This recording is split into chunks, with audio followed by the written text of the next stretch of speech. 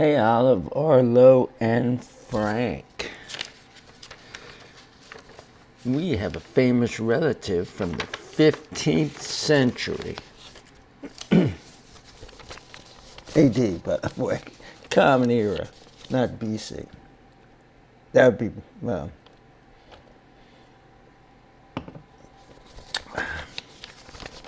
going back this far, I forget if this is my 15th great-grandfather, 13th great-grandfather, but whatever this dude is, there were, I think, 3,200 and some grandparents of what the 13th great-grandparents. So every time it doubles, starts with me, and then my parents doubles to 2, then my grandparents doubles to 4, etc., on back to the 15th century, which is the 1400s. So here's the backstory. When I was a kid, one day my mom opened this letter that was addressed to my dad from one of his relatives. And he said, well, I don't know why they'd be writing to me. You can open it if you want, but it wasn't somebody that he had a lot of contact with. And I guess he thought they wanted money or, borrow money or something. But, so she said, oh, they say here that you're related to this famous person, a guy named John Hart, who signed the Declaration of Independence. You're a direct descendant of him. And my dad said, well, we did have a grandmother whose maiden name was Hart. So that makes sense. And so, why are they telling us this story? She said, well, they need to put all the information for the whole family, as many people as they can get from their generation, to add to it, to the genealogy for John Hart. And he had something like 13 kids, so there's more descendants from John Hart than anybody else. He's a cool guy. He was came from this little town, this township right above Princeton, New Jersey. I used to work the area. It was in Hunterdon County. Or well, maybe it was Mercer. I forget, but I worked both those areas. And he was involved with that. There was a little house you could go to. There was a church you could go to. There was a book you could buy, and I bought the book. And so I always assumed, hey, we're related to this guy. Now, on my mom's side of the family, she used to say, well, I have a relative. Her name's Aunt Mary, Mary English. And she always said that our family came from Virginia. And we had 2 uncles who died fighting for the South in the Civil War. Well, did you try to write all this stuff down? Did you, get the whole story from this lady? And she goes, look, I don't really want to know who we're descendants from. I'll probably find out that we're a family of sheep rustlers when we came from the old country. So I figured that's fertile ground. So in the last couple of years, I signed up for, one of those Ancestry.com profiles and did that. I sent a swab of my spit in. But anyway, let's go to me and you and those folks between us. So there's me and your grandpa. Now, Olive, that's only partially true, because my daughter Courtney's not my biological daughter, so you're not my biological granddaughter, but trust me, you're my granddaughter. I love you as much as the other two grandkids. And so and I had Frank and Arlo, your dads were my sons. And then Courtney, Arlo's mom, she became my daughter. But we'll get to that in a minute. So Marcia, Frank and Arlo, Marcia is your biological grandmother. She also had a son named Sam, and Sam has Curry and Sammy, and you've met these folks. They're your cousins. Frank, my son Frank, had my grandson Frankie, and my son Tom had my grandson Arlo.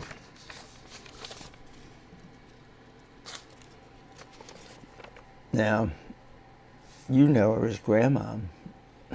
That's my wife, Roz. We met at work when we were in our 40s. We started dating and got married like in our mid-40s, or I was in my mid-40s anyway. I don't know what your grandmother would consider what she was in.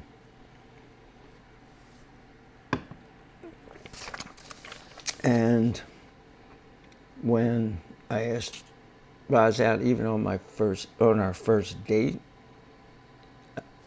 it was at church, it was a concert, and it was a band that somebody young would like, so I invited her and Courtney. And then, of course, 2 years ago, Courtney had you, Olive. To my parents. Let's talk about them for a minute. And I didn't want to, put a bunch of pictures up and stuff like that. There will be some pictures,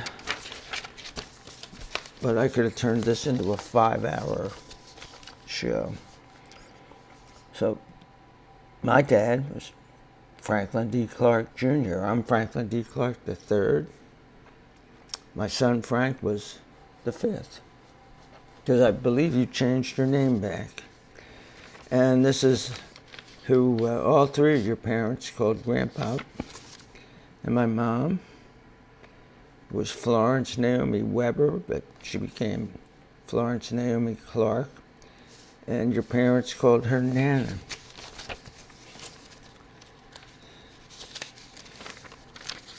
Courtney, you met her fairly late in her life, and she had some medical problems. But Frank and Arlo, your dads were around her a lot. She was, both of them, they were both very influential in their lives. And to a certain extent, Grandpa was very influential in Courtney's life too. So now we're at that generation. Let's look at the next generation.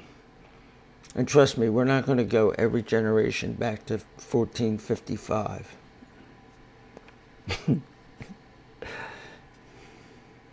If I wanted to invent a way to get...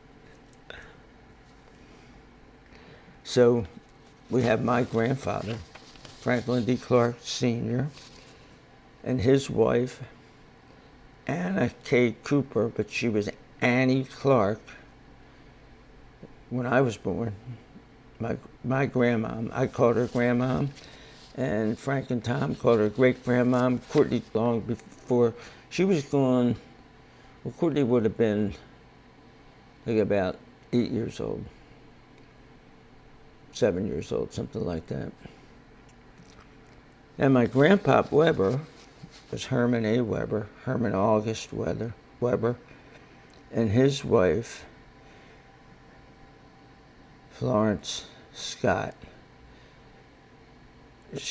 I called her Nan, so it was Nan and Grandpa. I never met my Grandpa Clark, so I never called him anything. He died when he was 41 years old. So he was dead, and I could have looked this up, I should have looked it up, but he was dead before I was born. And I think it was several years before I was born.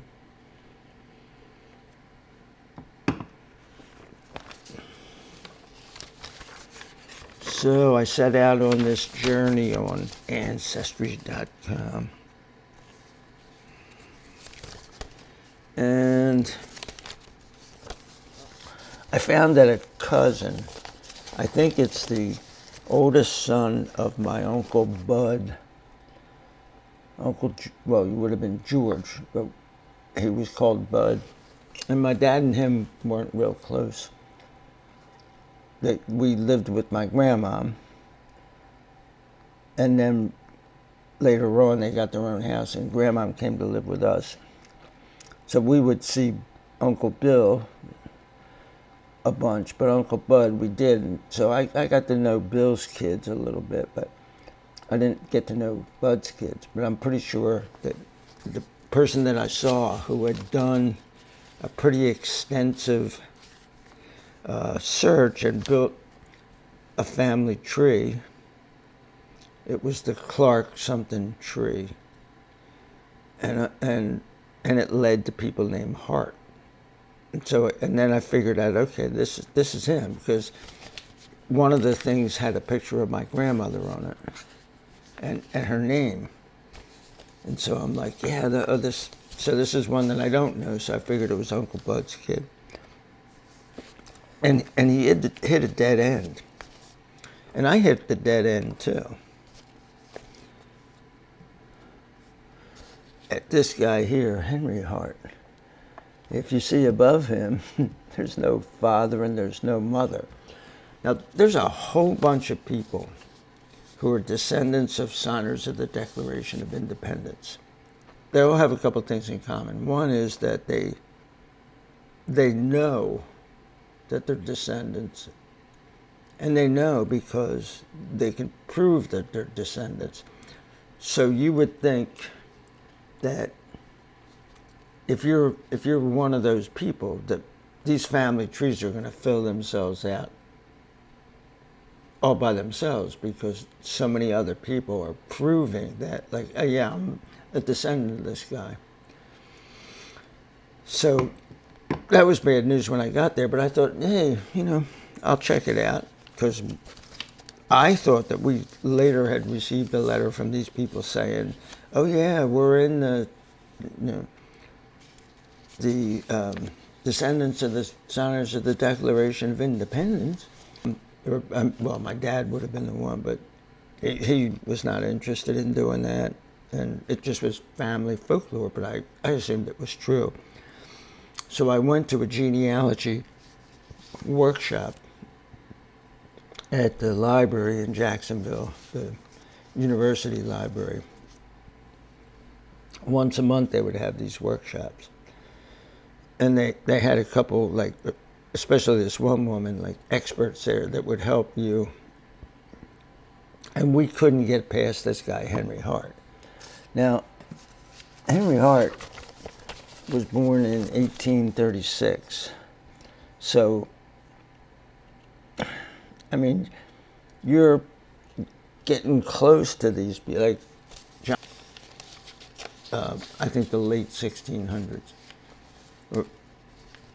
Or maybe that was his father, because he would have been pretty old by 1776. So, yeah, I think the father who was the one that moved from Massachusetts to New Jersey was born in the 17th century, and then John Hart in the 18th century.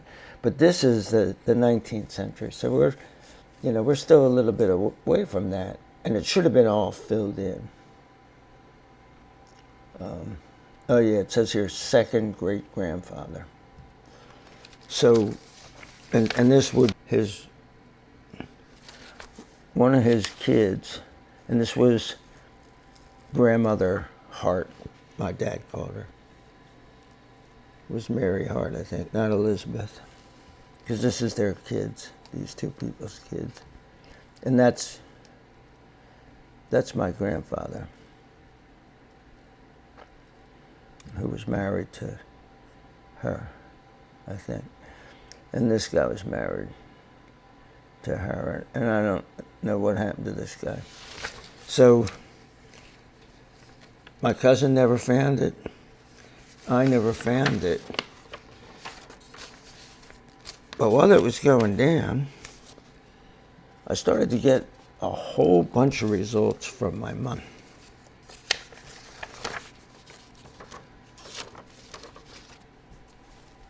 That the family, we knew that most of my family on both sides was English and German. And it's easier to trace people in England than it is Germany for some reason. So I would even get records from England and some records pretty far back. And we found, right, with the help of this lady, we found this guy. He was born 5. So it's late 2025. That's like 600, 500 and some years ago. I should be able to do that math. Just to put this into perspective, in 1202 AD, a guy named Fibonacci, a mathematician, brought Arabic numerals to Europe. What did we use before Arabic numerals? Which is the numbers that we write with. We write equations with and stuff like that. Roman numerals. Frank, you're probably a little bit familiar with Roman numerals. Arlo, you're not anywhere close to them. And Olive, you're a long way from Roman numerals. But if you check it out, just try to figure out what it would be like doing division problems in Roman numerals. This was like 253 years before this guy was born. 1415, the Battle of Agincourt, which is a battle that Shakespeare writes about in Henry V, I think it's called, where they're fighting the French in Agincourt, France. That was in 1415, 40 years before this guy was born. Gutenberg's Bible, 1454 or 1455. This guy was there. Well, first off, when he was born, it was right around when the first Bible was printed on a printing press. But the printing press had only been around since 1450. So when he was 5, the printing press, 5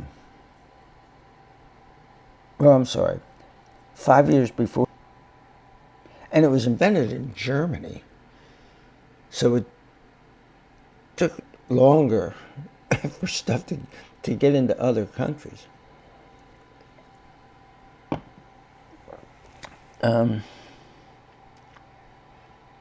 This guy was born when Vlad the Impaler became king of Romania. What's that mean? Vlad the Impaler is Dracula, Count Dracula. He's based on, like vampires, they're based on this guy Vlad the Impaler. 1469, the marriage of Ferdinand and Isabella. That was the king and queen that sent the expedition. 1470, the Portuguese started going south past Africa and around the Cape of Good Hope. the bottom of South Africa and up into India and Ceylon, all those kind of places, to trade with them. That was in 1490. And then 1492, that's when Columbus sailed the ocean blue. 1498, Da Vinci completed the Last Supper. Like this guy, this guy is older than the Last Supper by Leonardo da Vinci. That's just 1502. Spain takes the first, and we could probably figure out when.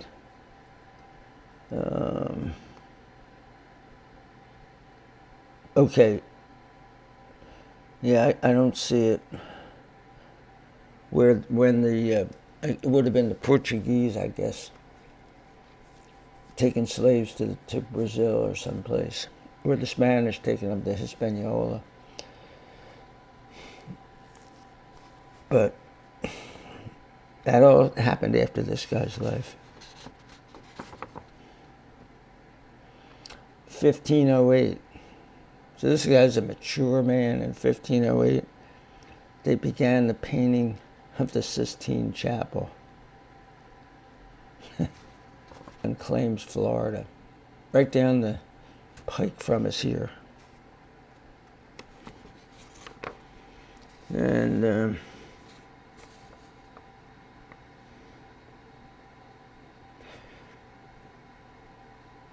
1517, the 95 Thesis by Martin Luther. Now this blew me away. In 1527, Rome was sacked by some foreign invaders. Like Rome was still being sacked when these traceable relatives were walking on the earth.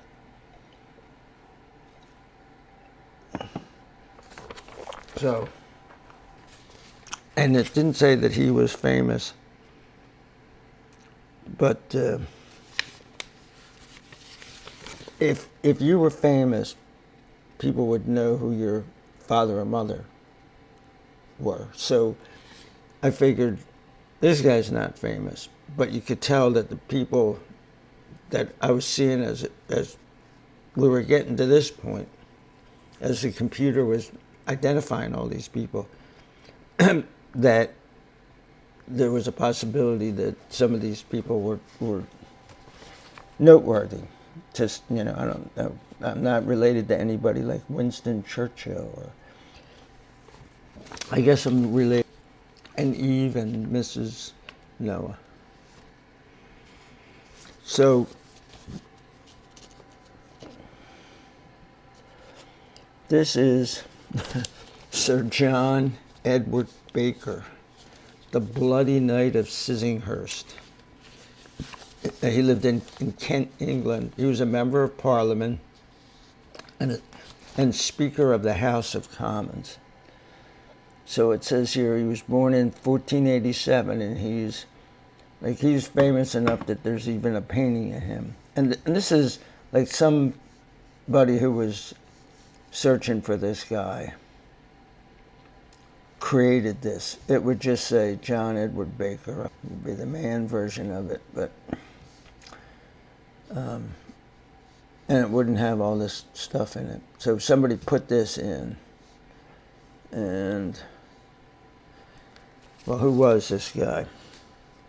He was an English politician. He served as Chancellor of the Exchequer from 1545 to his death, having previously been Speaker of the House of Commons in England. So it says here that he was the grandson of Thomas and Bennett Baker. So I could have even gone further back, but at this point in time I started to fill in, and there was, there wasn't any reason really to go back any further. And the son of Richard and Johann Baker, all of Cranbrook, Kent. He was educated for the legal profession in the Inner Temple in 1506. So in 1520, he was the Under-Sheriff of London, and in 1526, appointed Recorder of London, which he gave up to be Attorney General of the Duchy of Lancaster. He was appointed Attorney General in 1536, and by 1540, sworn of the Privy Council of Henry. I don't know exactly what a Privy Council member is, but Henry VIII. But wait, there's more. Edward VI, Mary, and Elizabeth I. So that's Queen Elizabeth from like Shakespeare's time, Spanish Armada and all that stuff.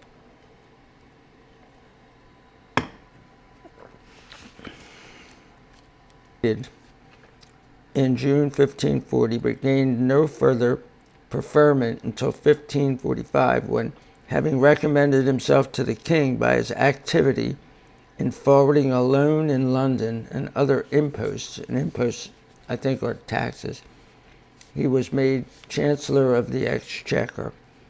And I think that's sort of like our under three monarchs, Henry VIII, Edward VI, and Mary. And I think that's Mary, Queen of Scots.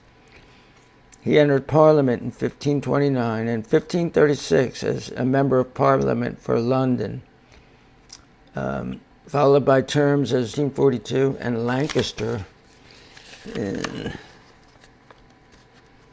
I don't know when that was. Then he was Speaker of the House in both 1545 and 1547. He had, so I'm a born-again Christian, you know that. If you know anything about your grandpa, you know that. If I had to pick whether I'm Catholic or Protestant, I would definitely pick Protestant. I was raised as a Methodist. Your grandmother was a Presbyterian, or I guess still is a Presbyterian. I'm non-denominational, but I'm more in line with what went down in the persecutions. Like I would want to be on the side of the Protestants, but this is like my mom saying, "Oh, you probably find out that we were sheep rustlers."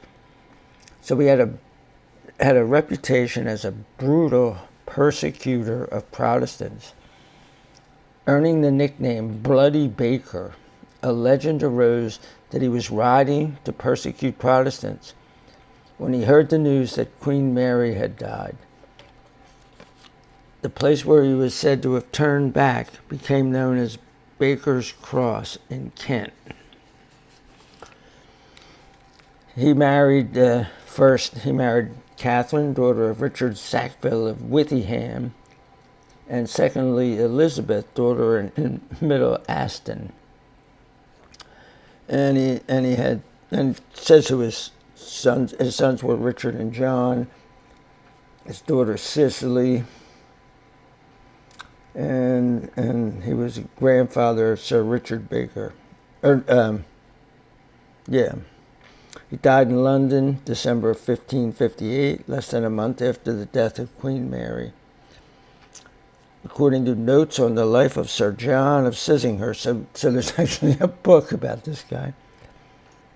He died in January 1559. He was buried in Kent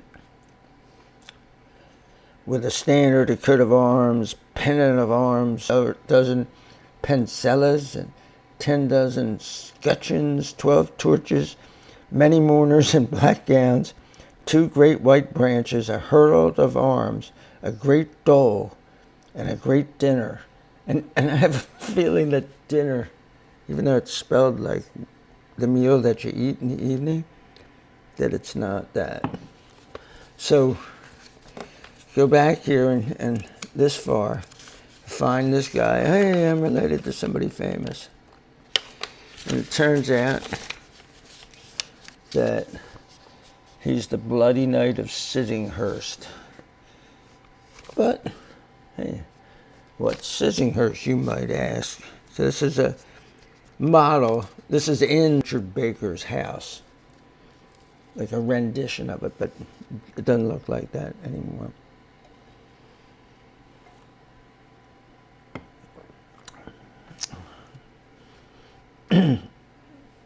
So it says here, Sissinghurst Castle Garden at Sissinghurst in the Weald of Kent in England was created by Vita Sackville West, poet and writer, and her husband Harold Nicholson, author and diplomat. It is among the most famous gardens in England and is designated Grade 1 on Historic England's Register of Historic Parks and Gardens. It was bought by Sackville West in 1930, and over the next 30 years, she and Nicholson transformed a farmstead of squalor and slovenly disorder into one of the world's most influential gardens.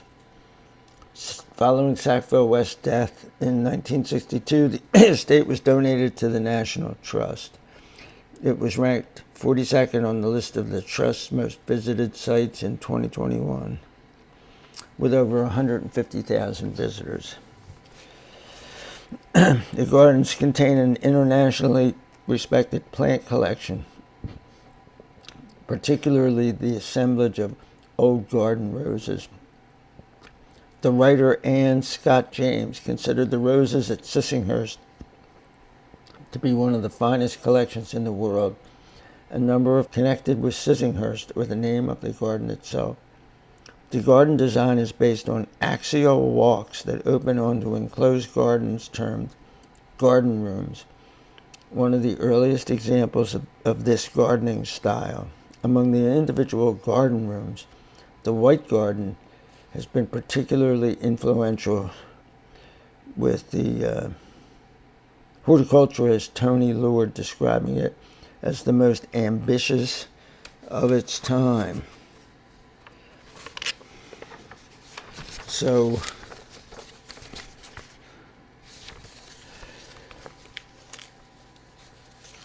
it says here, the site is ancient. Hurst is the Saxon term for an enclosed. Owners were the Saxonhursts. He's named in an 1180 charter. So this goes back that far. And then it shows how it was sold in eventually to this guy Baker, the dad, in 1490. And then it goes into the whole history of it. So I did not go there. In 2022, grandmother and I were in London, so we weren't that far from Kent. And I didn't know about this place, depending on how much of an arduous trip I would have to go. I might, if it was fairly easy to do, definitely go check the place out. But it doesn't look like this anymore. It looks pretty nice, but I don't want to just spend time on this. The guy what he did was hunted down and killed Protestants. So now, we get to this guy who was born in 1634, and he was born in the United States. So this family has gone from the London area. And this dude here, Captain Major Peter Jones, he was a fur trader and an Indian trader in Virginia. And then he died in 1674 in Fort Henry, Henrico County, Virginia. I was there, I think 2 years ago. I went up to see Shakespeare up in Washington, D.C. at the Folger. And I went to some kind of a bass or one of those outdoor stores. that was in Henrico, Virginia. So this guy's, it says he's captain, and it says major, so eventually he must have made major. Stuff like here's his parents, you can click through all these things. Then we get to this guy. So he was born in 1610 in England, died in 1681 in Charles City, Virginia. And he was my 9th great-grandfather. He and then that leads us to down to this guy, his grandson, Captain Peter Jones II. He ran the trading post and was the namesake for Petersburg. Henrico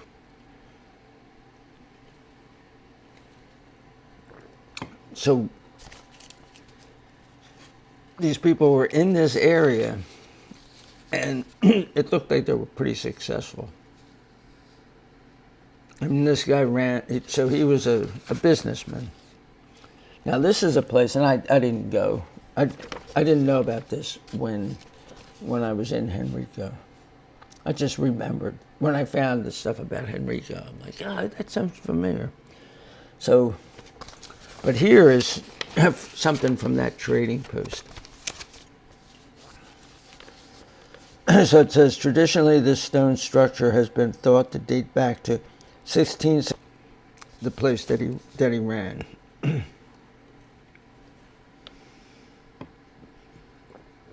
Also called the Stone Lumber House. This property was part of the original Fort Henry tract owned by Abraham Wood and Peter Jones, and so we saw them in the 17th century, which is the 1600s. It is located at the most historic intersection in Petersburg, just south of the Appomattox River. In response to the 1644 Indian Massacre, the Virginia General Assembly in March 1646 directed that Fort Henry be built at the falls of the Appomattox River. Shortly thereafter, the Indians and the Virginia colony signed a peace treaty. In October 1646, the Assembly declared Captain Abraham Wood caretaker of the fort. The current Peter Jones trading station site was within the tract of land occupied by the fort. And these are all the names of the people that we just looked at. The first documentary evidence of the existence of this building is in the 1810 land tax book. In James Durrell's 1816 insurance policy, he insured it for $3,000.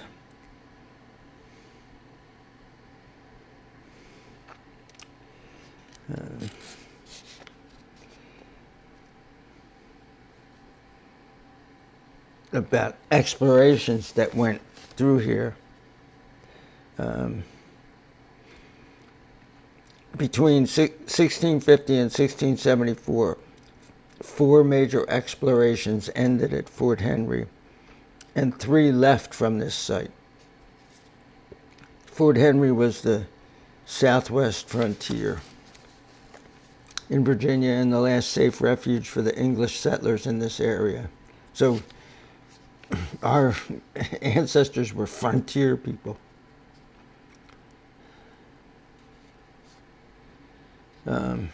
4 English explorations began east of the Mississippi River, where Jamestown, Boston, Charleston, Albany, the western Pennsylvania frontiers, and Fort Henry, which is Petersburg, this right here. These explorations achieved many milestones, including the first English explorers to cross the Appalachian Mountains, and the mid-18th century justification for the English claim to the Ohio Valley. These conflicting English and French claims led directly to the French and Indian War in North America from 1754 to 1763. The last of these 4 explorations, the James Needham and Gabriel Arthur, English knowledge of the geography and inhabitants of what became the southeastern United States. So we're talking about the indigenous people that lived there, the American Indians, Native Americans, whatever you want to call them.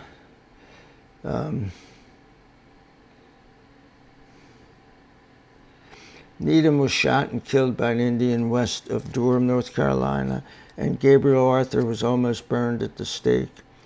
The Tama Hitton Indian king saved him, and Arthur accompanied him and his party on raids and diplomatic missions for 12 months. Arthur traveled 3,300 miles, and 2,500 miles of that was on foot, the Ohio and Potomac rivers, except Mississippi. He therefore became the most widely traveled Englishman in 17th century North America. By 1675, and that guy wasn't related to us, I don't think. Abraham Wood and his son-in-law, Peter Jones, owned and operated a major trading operation from this site. Fort Henry became the center of a vast Indian trade with the hinterland. In the 1730s, when William Byrd II planned the settlements at the falls of the James and the Appomattox rivers, he named the latter city Petersburg in honor of Peter Jones. The building on this site has served many purposes over the years, including a trading station, magazine, guns and ammunition and stuff, a prison during the Civil War, carpentry or cabinet shop, box factory, and tobacco stemmery. A fire in 1980 destroyed a considerable portion of the building, which increases the difficulty of authoritatively determining its date of construction. Approximately 2/3 of the stone walls and chimney with 2 fireplaces remain, and that's part of what you're seeing there.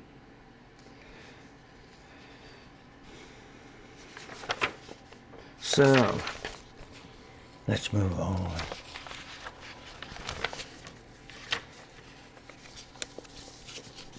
So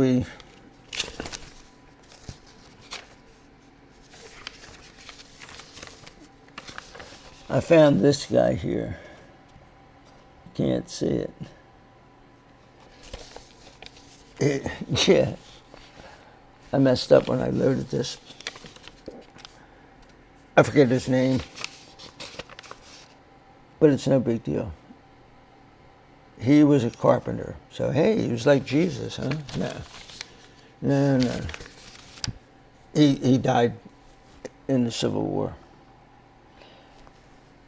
I don't know if he believed in Jesus or what he believed in, but he died in the Civil War. And that's not a bad thing. You know, you grow up in a country, you're going to fight for that country if you're a man.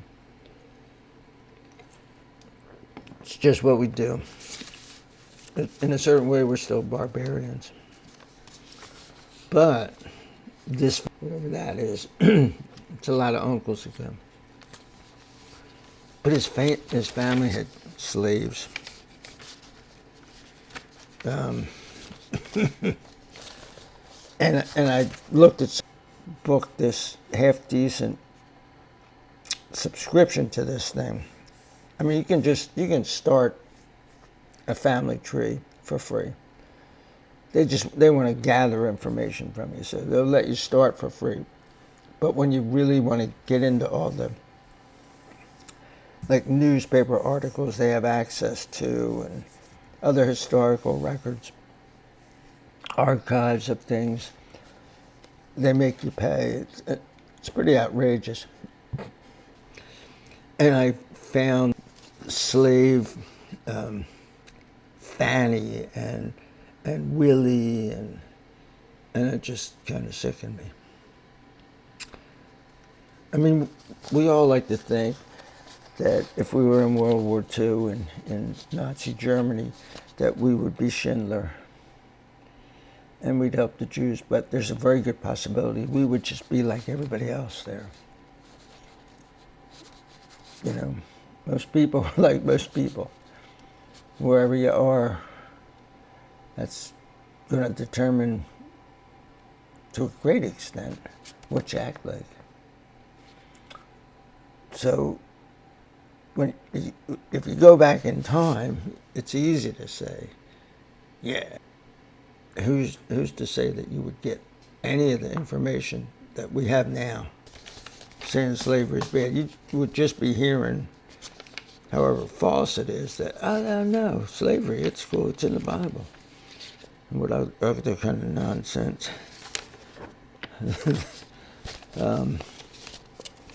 So what's the bottom line? I set out to find John Hart. I even did a video a couple of years ago now all about John Hart and how we're related to him and we're not. I have to go in now and either take the video out. Probably what I'll do is just put a disclaimer in there. Slave owners, the bloody Baker, the butcher of Sissinghurst or whatever he was, Sir Edward Scissorhands. I didn't want to keep paying the money and try to bang on that door to keep going to John Hart, because I'm pretty sure that we're not related to him. And I'm somewhat sure that we're related to the bloody Sissinghurst guy. Why do I say that? Well, as far as I know, as far as I can figure out, now I'm no forensic scientist, but we're talking about a lot of people.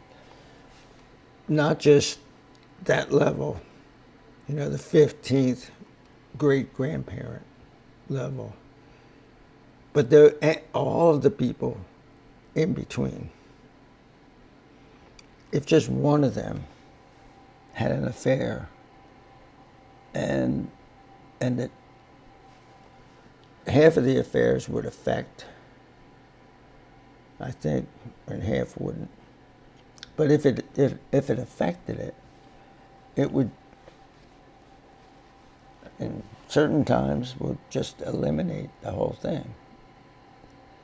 This would be based on false information.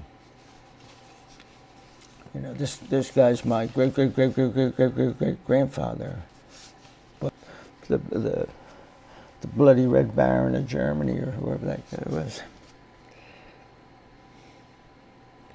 So it was fun. Cost money. I don't want to spend the money, and this was fun, like sharing this with you. This is one where I don't think anybody who's not you guys, maybe your parents, would ever want to look at. Anyway, peace out.